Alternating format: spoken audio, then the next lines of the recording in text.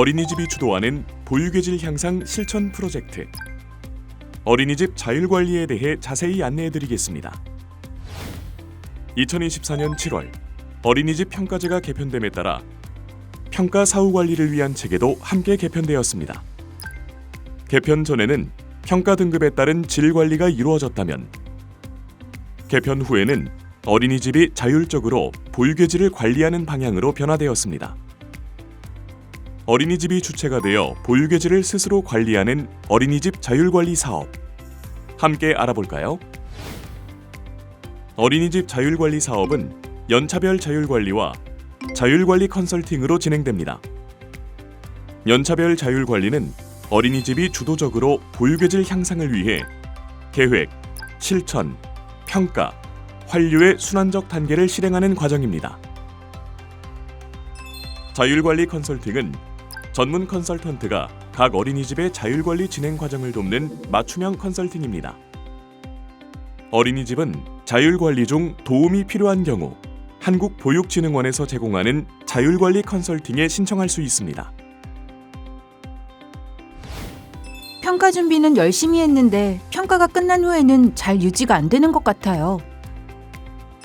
맞아요. 사실 중요한 건 어린이집의 질을 우수하게 유지하는 거잖아요. 평가를 위해서가 아니라 지속적으로 어린이집의 질을 관리할 수 없을까요? 어린이집의 상시적 질 관리를 위한 연차별 자율관리. 좀 더 자세히 알아볼까요? 연차별 자율관리는 계획, 실천, 평가, 환류 단계로 진행되며 개선 과제에 따라 진행 기간은 달리 적용할 수 있습니다. 어린이집에서는 평가를 받지 않은 해에 자율적으로 진행하시면 됩니다. 그럼 연차별 자율관리의 단계별 실시 내용을 안내해드리겠습니다. 계획 단계. 자율관리 계획 수립을 위해서는 먼저 우리 어린이집의 강점과 개선이 필요한 점을 알아야 합니다. 이를 위해 우선 어린이집 보육교직원과 부모님들의 요구를 파악합니다. 또한 조직 역량 진단 도구인 스텝플러스를 활용하여 어린이집에 대해 객관적으로 점검해 볼 수 있습니다. 우리 어린이집의 결과를 확인하여 강점과 개선이 필요한 점을 파악해 보세요. 여기서 잠깐 조직 역량 진단 도구인 스텝플러스에 대해 조금 더 자세히 알아볼까요? 스텝플러스는 어린이집 조직 역량 진단을 위해 한국보육진흥원에서 개발한 도구로 원장, 교사 모두가 참여할 수 있으며 S, T, E, P의 4개 영역으로 구성되어 있습니다. 공유 가치는 어린이집 구성원들이 생각하고 행동하는 기준과 원칙을 의미합니다. 보육 철학에 대한 공유와 실현 2가지 항목으로 구분됩니다. 직무 역량 개발은 개인과 조직에 적합한 역량을 개발해가는 것을 의미합니다. 개정 평가제 지표에 기반한 6개 항목으로 구성되어 있습니다. 업무 지원 환경은 보육교직원들이 업무 능력을 충분히 발휘할 수 있도록 업무 수행 자원과 체계가 갖추어 있는지에 대해 진단합니다. 조직 문화 증진은 소통 체계와 동기 관리에 대해 진단합니다. 어린이집 내 직무 만족을 높이는 긍정적 순환이 이루어지고 있는지 점검해 볼 수 있습니다. 조직 역량 진단에 참여하고 싶다면 한국보육진흥원의 어린이집 자율관리 홈페이지를 확인해 주시기 바랍니다. 모든 문항에 응답하고 나면 진단 결과를 확인할 수 있는데요. 나와 전체 구성원의 응답 결과를 비교하여 볼 수 있습니다. 이제 조직 역량 진단 결과를 바탕으로 우리 어린이집에서 개선이 필요한 영역과 항목을 찾을 수 있습니다. 자, 그럼 결과를 함께 살펴보시죠. 점수가 가장 낮은 영역과 항목은 무엇인가요? 조직 구성원들 간의 점수 차이가 큰 항목이 있나요? 조직 역량 진단 결과를 활용해서 어린이집 내 구성원들과 논의하여 최종 확정하세요. 이때 부모님들의 의견도 함께 반영하는 것이 좋습니다.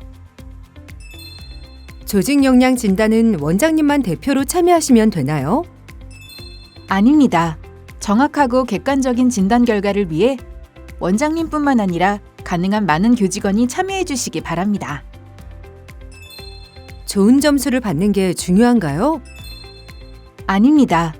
어린이집에 대한 교직원들의 솔직한 진단이 가장 중요합니다. 우리 어린이집의 강점, 개선 필요점 등이 제대로 파악되어야 자율적 질 관리를 위한 방향을 설정하는 데 도움이 돼요. 점수가 외부에 공개되나요? 아닙니다. 조직 역량 진단은 우리 어린이집의 강점과 개선점을 파악하는 기초 자료로 활용하기 위한 것입니다. 따라서 외부에 우리 어린이집의 결과가 공개되지 않습니다. 솔직한 답변이 도움이 되실 거예요.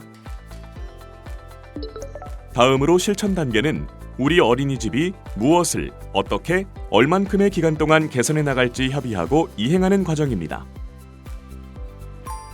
개선 과제와 개선 행동이 너무 헷갈려요. 개선 과제가 무엇을 개선해야 하는가라면 개선 행동은 어떻게 개선할 것인가입니다. 즉, 개선 행동은 개선 과제를 실천하기 위한 주기, 방법 등 구체적 행위와 관련된 것이라고 할 수 있습니다. 혹시 참고할 수 있는 자료가 있나요? 어린이집 자율관리 안내서를 참고해 주세요. 조직 역량 진단에 기반한 개선 과제와 개선 행동의 예시를 확인할 수 있습니다. 개선 과제와 개선 행동 도출 과정을 설명해 주세요.